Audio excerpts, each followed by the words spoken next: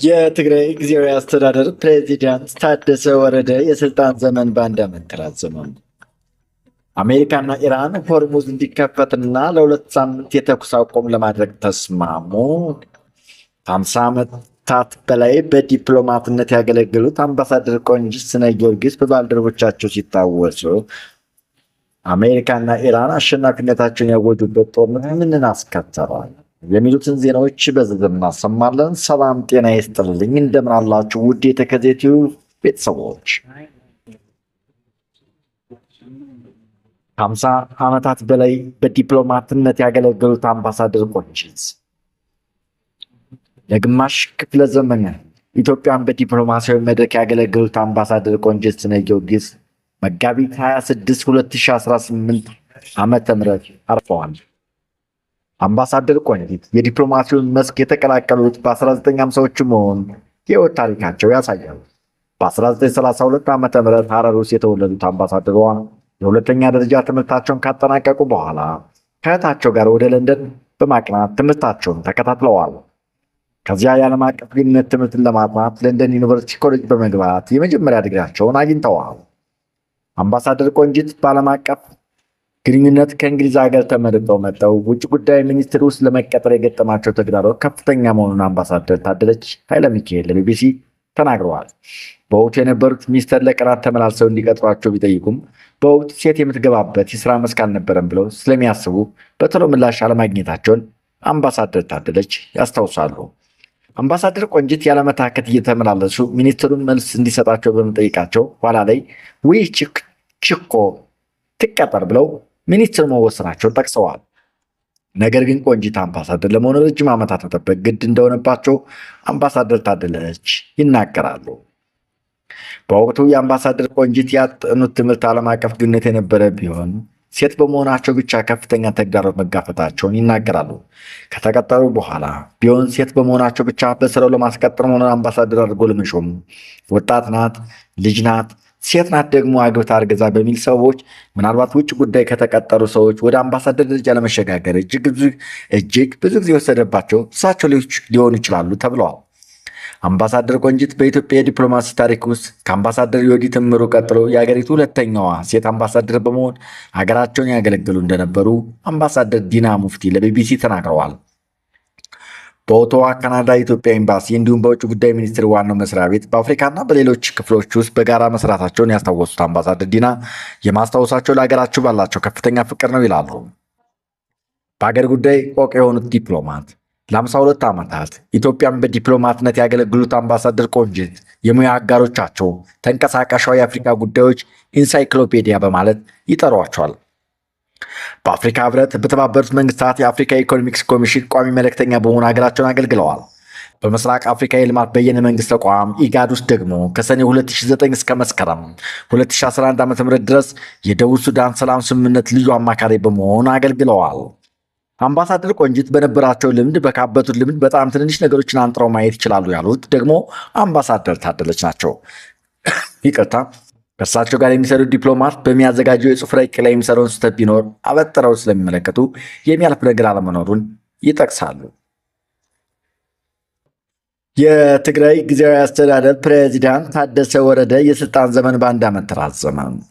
ጠቅላይ ሚኒስትር አብይ አህመድ በዛሬው ዕለት በስልጣን ዘመናቸው የሚጠናቀቀውን የትግራይ ክልል ጊዜያዊ አስተዳደር ፕሬዚዳንት ታደሰ ወረደ ሹመትን ለአንድ ተጨማሪ ዓመት አራዝመዋል። አሜሪካና ኢራን አሸናፊነታቸውን ያወጁበት ጦርነት ምንን አስከተለ? ፕሬዚዳንት ዶናልድ ትራምፕ የመጨረሻ ያሉት ገደብ ከመጠናቀቁ ከ90 ደቂቃዎች በፊት አሜሪካና ኢራን ለ2 ሳምንታት የሚቆይ የተኩስ አቁም ስምምነት ላይ መድረሳቸውን በጭንቀት ውስጥ ለቆየው ዓለም ፋታን ሰጥቷል። ስምምነቱ አሜሪካና እስራኤል በኢራን ላይ የከፈቱት ጥቃት በ40ኛው ቀን እንዲቆም የሚያደርግ ሲሆን ቴህራንን በዓለም የኃይል አቅርቦት ላይ ከፍተኛ ቀውስ የፈጠረውን የሆርሙዝ የባህር ወሽመጥ ለጊዜው ለመክፈት ተስማምታለች። ስምምነቱ ይፋ ከሆነ በኋላ ሁለቱም ሀገራት ጦርነቱን በአሸናፊነት እንደተወጡት እየገለጹ ነው። የኢራን ስልጣኔ አመድ እንደሚያደርጉት ሲዝቱ የነበሩት ፕሬዚዳንት ትራምፕ ሀገራቸው በጦርነቱ አጠቃላይና የተሟላ ድል ማግኘቷን ለፈረንሳይ ዜና ወኪል ኤኤፍፒ ተናግረዋል። ኢራንም በበኩሏ በደረሰው የተኩስ አቁም አማካኝነት በአሜሪካና በእስራኤል ላይ ድል መቀዳጀቷን ገልጻለች። ዓርብ ዕለት ፓኪስታን ውስጥ በሚጀምረው ድርድር ጦርነቱን በዘላቂነት ለማስቆም እንደምትጥርና ጥያቄዎቿን እንደምታቀርብ አስታውቃለች። የኢራን የጸጥታ ብሔራዊ ጠቅላይ ምክር ቤት ባወጣው መግለጫ ጠላት በኢራን ሕዝብ ላይ በከፈተው የፈሪ ህገወጥና የወንጀል ጦርነት የማይካድ ታሪካዊና ከባድ ሽንፈት ደርሶበታል ሲል ኢራን ታላቅ ድል መቀዳጀቷን አውጀዋል። በጦርነቱ ከአሜሪካ ጎን ተሰልፋ ኢራን ላይ ጥቃት ስትፈጽም የነበረችው እስራኤልም ዋሽንግተን ከቴህራን ጋር የደረሰችውን የተኩስ አቁም ስምምነት እንደተቀበለችው የፕሬዚዳንት ትራምፕ ጽሕፈት ቤት አስታውቋል። ለ39 ቀናት የተካሄደው ይህ ጦርነት ባለፈው ዓመት ሰኔ ወር ላይ በተመሳሳይ ሁኔታ እስራኤል ኢራን የከፈተችው የ12 ቀናት ጦርነት ተከታይ ሲሆን በኢራን ላይም ከባድ ጉዳት አደርሰዋል።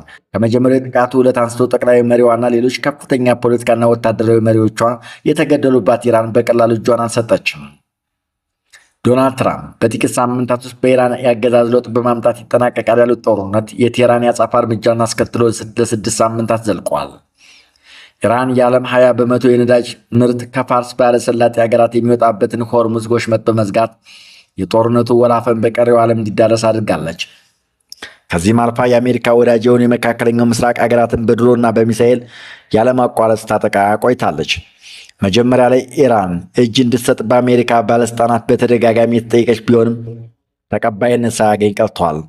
ለድርድር የሚሆኑ ነጥቦች በፕሬዚዳንት ትራምፕ ቢቀርቡም ኢራን ተቃራኒ የሆነ የራሷን የድርድር አጀንዳ በማቅረቧ መግባባት ላይ ሳይደርስ ቀርቷል።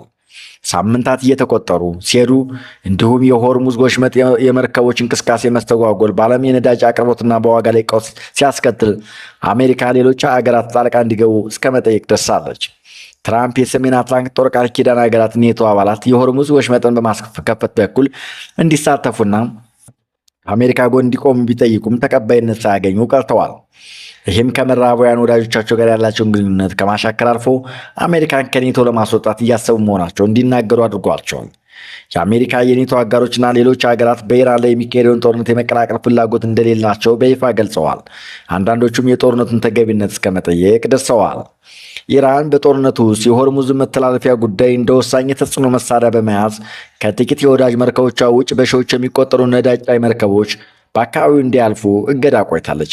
በዚህም በዙሪያ ያሉትን ምጣኔ ሀብታቸውን በነዳጅ ምርት ላይ የተመሰረተ የአሜሪካ አጋር የሆኑና የዋሽንግተን ጦር ሰፈሮችን የሚያስተናግዱ የባሕረ ሰላጤውን ሀገራት ምጣኔ ሀብትን ክፉኛ አዳክማለች። በተጨማሪም ከአካባቢ የሚወጣው ከፍተኛ መጠን ያለው ነዳጅ ዘይትና የተፈጥሮ ጋዝ በስፋት የሚጠቀምበት በቀረው የዓለም ክፍል የሚገኙ ሀገራት ውስጥ የተፈጥሮ የአቅርቦት ችግር በጦርነቱ ቀስቃሾች ላይ አሉታዊ ስሜት እንዲፈጥር አድርጓል። ይህ ጦርነት ከሆርሙዝ ወሽመጥ ጋር በተያያዘ ኢራን አዲስ ጥያቄ እንድታነሳ በር የከፈተላት ይመስላል። ከአንድ ሳምንት በፊት የሀገሪቱ ፓርላማ ያወጣው አዲስ ሕግ በሆርሙዝ በኩል የሚተላለፉ መርከቦች ለኢራን ክፍያ እንዲፈጽሙ የሚያስገድድ ነው። ይህ ሀሳብም ኢራን ለድርድር ካቀረባቸው ነጥቦች መካከል አንዱ እንደሆነ እየተነገረ ነው። ትራምፕ ያስቀመጡት የጊዜ ገደብ ሊጠናቀቅ የመጨረሻው ሰዓት ላይ ውሳኔዎችን ያስቀለበሰው ስምምነት የተደረሰው በዋናነት በፓኪስታን አማካኝነት ሲሆን ቻይናም ኢራን ለድርድር በማግባባት ሚና እንደነበራት ፕሬዚዳንቱ ተናግረዋል። ትራምፕ በማህበራዊ ሚዲያ ገጻቸው ላይ የኢራን እስላማዊ ሪፐብሊክ የሆርሙዝ ወሽመጥ ሙሉ በሙሉ በአስቸኳይ በመክፈት ደህንነቱ እንዲጠበቅ ለማድረግ በመስማማት በኢራን ላይ ሊካሄድ የነበረውን ጥቃት በ2 ሳምንት እንዲዘገይ ተስማምቻለሁ ሲሉ አሳውቀዋል። በዚህም ኢራን የሆርሙዝ ወሽመጥን ረቡዕ ሌሊት ለሐሙስ አጥቢያ 9 ሰዓት ላይ ክፍት እንድታደርግ የጊዜ ገደብ አስቀምጧል። የኢራኑ የውጭ ጉዳይ ሚኒስትር አባስ አርጌቺ ለ2 ሳምንታት መርከቦች በባህር መተላለፊያው በኩል ያለ ችግር እንዲያልፉ ኢራን መፍቀዷን አረጋግጠዋል። በኢራን ላይ የሚፈጸሙ ጥቃቶች ከቆሙ ኃይሎች የጦር ኃይሎቻቸውን ሲያካሂዱት የነበሩበት የመከላከል ዘመቻዎች የሚያቆሙ ይሆናል በማለት ሚኒስትሩ ተናግረዋል። በዚህም ምክንያት ለሳምንታት በሆርሙዝ አቅራቢያ በሚገኙ ወደቦችና የውሃ አካላት ላይ ሲጉላሉ የነበሩት ነዳጅ ጫኝ መርከቦች በመንቀሳቀስ ነዳጅ ለማዘዋወር ዕድል ያገኛሉ። የተኩስ አቁም ስምምነቱ ከታወጀ በኋላ የነዳጅ ዋጋ ከ17 በመቶ በላይ ቅናሽ አሳይቷል። ሌሎቹም የንግድ እንቅስቃሴዎች የተነቃቁ ሲሆን በርካታ ሀገራት የተደረሰውን ስምምነት በበጎ ተቀብለውታል። በቀጣዮች 2 ሳምንታት ውስጥ አሜሪካና ኢራን በሚያደርጓቸው ድርድሮች ልዩነታቸውን በማጥበብ ዘላቂ ሰላም ይወርዳል ተብሎ ይጠበቃል። ትራምፕ አሜሪካ ዘላቂ ስምምነት ላይ የመድረስ ፍላጎት እንዳላት በመግለጽ በኢራን የቀረበውን ባለ 10 ነጥብ እቅድ የሚሰራ በማለት ሊነጋገሩበት እንደሚችሉ ጠቅሰዋል። ኢራን ይፋ ያደረገችው ባለ 10 ነጥብ የድርድር ሀሳብ በጦርነቱ ከተከሰተው ሁኔታ በመሻገር የኢራንን የቆዩ ጥያቄዎች ለማስመለስ ያለመ ነው። ኢራን ለረጅም ጊዜ በአሜሪካ የጣሉባትን ማዕቀቦች እንዲነሱ፣ በሆርሙዝ ወሽመጥ ላይ ያላት መብት እንዲከበርና አሜሪካ ኃይሎች ከአካባቢው እንዲወጡ የሚሉት ይገኙበታል። በተጨማሪም ደግሞ አሜሪካና እስራኤል ጦርነት እንደሚከፍቱባት ዋነኛ ምክንያት የሆነው የኒውክሌር መርሃ ግብሯን የተመለከተ ነጥብ አቅርባለች። ይህም አሜሪካ ኢራን የምታካሄደውን ዩራኒየም የማዳበር ተግባሯን እንድትቀበል የሚጠይቅ ነው። በመጀመሪያው ሳምንታት ከኢራን የሚተኮሱ ሚሳይሎች ቁጥር እየቀነሱ መሆናቸውና በአጭር ጊዜ ውስጥ እንደሚቆሙ በአሜሪካ በኩል ሲነገር ነበር። ነገር ግን የተኩስ አቁም እስከሚደረግበት ድረስ ኢራን በዙሪያ ባሉ ሀገራትና በእስራኤል ላይ ያልተቋረጠ ጥቃት ስትፈጽም ቆይታለች። ቁልፍ መሪዎቿ ተገድለውባትና መሰረተ ልማቶቿ ወድመውባት አገዛዙ ይወድቃል ቢባልም የትራምፕ ተደጋጋሚ ዛቻዎች አልፈው መሪዎቿ ወደ ተኩስ አቁም ድረስ ለድርድር እየተዘጋጁ ነው። ትራምፕ በዚህ ጦርነት በየዕለቱ ወደ $1 ቢሊዮን እያወጡ ተጨማሪ የመከላከያ በጀት እስከ መጠየቅ ደርሰዋል። በሀገር ውስጥ ያላቸው ተቀባይነት ላይም ከፍተኛ ጫና መፈጠሩን የህዝብ አስተያየት መለኪያዎች እያመላከቱ ነው። በተጨማሪም በኢራን ላይ ባካሄዱት ዘመቻ ወቅት ጀርባቸው ከሰጧቸው ከኔቶ አጋሮች ጋር ተኮራርፈዋል። በቬንዙዌላ ላይ በጀመሩት ወረራ በጥርጣሬ ሲታዩ የነበሩት ትራምፕ አሁን ለይቶላቸው በአሜሪካውያን ፖለቲከኞች ሳይቀር በበርካቶች ዘንድ እንደ ጠባጫሪ እየታዩ ነው። ፕሬዚዳንት ትራምፕ ለሁለተኛ ጊዜ ወደ ስልጣን ከመጡ በኋላ ሊያሳኳቸው ከሚፈልጓቸው ግቦች መካከል የኖቤል ሽልማት ማግኘት አንዱ ነው። ለዚህም በተለያዩ ሀገራት መካከል የተከሰቱ ግጭቶችን በማስቆምና በማሸማገል ራሳቸውን ለሽልማት ሲያዘጋጁ ነበር። ነገር ግን ይህ በኢራን ላይ ያካሄዱት ጦርነት ወደ ኖቤል የሰላም ሽልማት የመቅረባቸውን እድል ሙሉ በሙሉ ሊዘጋው የሚችል ክስተት እንደሆነ እየተነገረ ነው። አሁንም በጦርነቱ በ2 ሳምንታት የተኩስ አቁም ጋብ ሊል ቢችልም በድርድሩ ወቅት የሚፈጠሩ አለመግባባቶች በድጋሚ እንዲንቀሳቀስ ሊያደርገው ይችላል። ያም ሆነ ይህ በአሁኑ ጊዜ የዚህ ጦርነት አሸናፊ የግልጽ የሚታይበት ሁኔታ የሌለ ሲሆን ምናልባትም በቀጣይ ሳምንታዊ በሚደረጉ ድርድሮች በሚኖር የሰጥቶ መቀበል ስምምነት ከአሜሪካና ከኢራን ማን ምን አገኘ የሚለው አሸናፊውን ሊያሳይ ይችላል።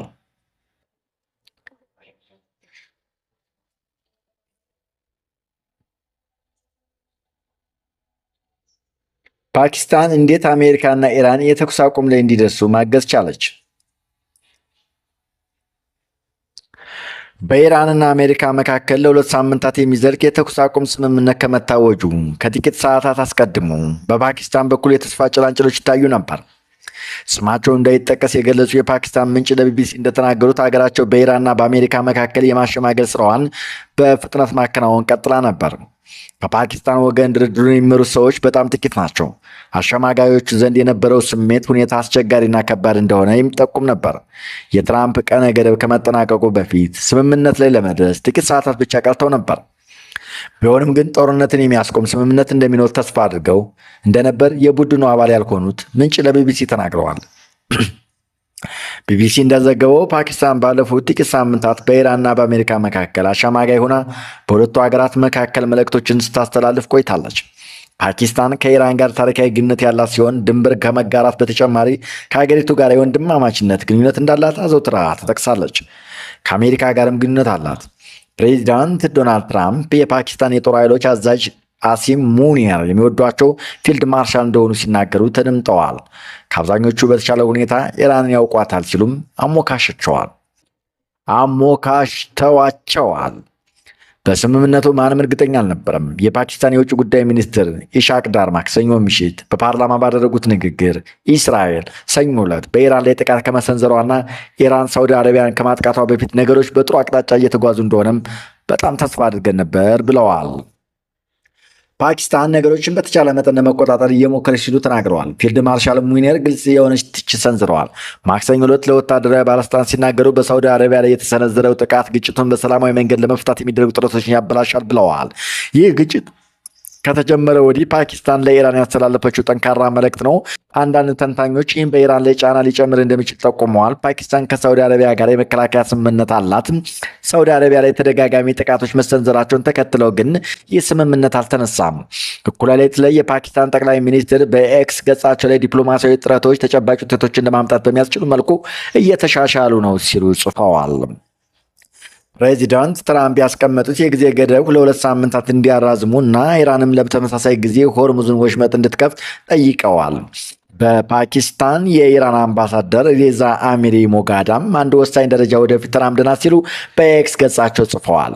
በኋላም የፓኪስታን ጠቅላይ ሚኒስትር የተኩስ አቁም ስምምነት መድረሱን አስታውቀው ሁለቱ ወገኖች አርብ በኢስላማባድ ተገናኝተው ለሁለንተናዊ ስምምነት እንዲደራደሩ ጋብዘዋል። ቢቢሲ ያነጋገራቸው የፓኪስታን ምንጭ አሁንም በጣም ጥንቃቄ እያደረግ ነው ሲሉ ሁኔታው ሊፈርስ የሚችልበት እድል እንደሚኖር ጠቁመዋል። በሁለቱም ወገኖች መካከል ምንም አይነት እምነት የሌለ ሲሆን ጠንካራ አቋም ይዘው ይገኛሉ። ፓኪስታን ሁለቱንም ወገኖች ወደ ክብ ጠረጴዛ ማምጣት ብትችልም በምን ጉዳይ ላይ ሊስማሙ ይችላሉ የሚለውን ግን አሁንም ጥያቄ ሆኗል። አድማጭ ተመልካቾቼ ይህ የተከዜ ዩቲዩብ ቻናል ነው። ላይክ ሸር እያደረጋችሁ ቻናላችን ስለምትደግፉ እናመሰግናለን።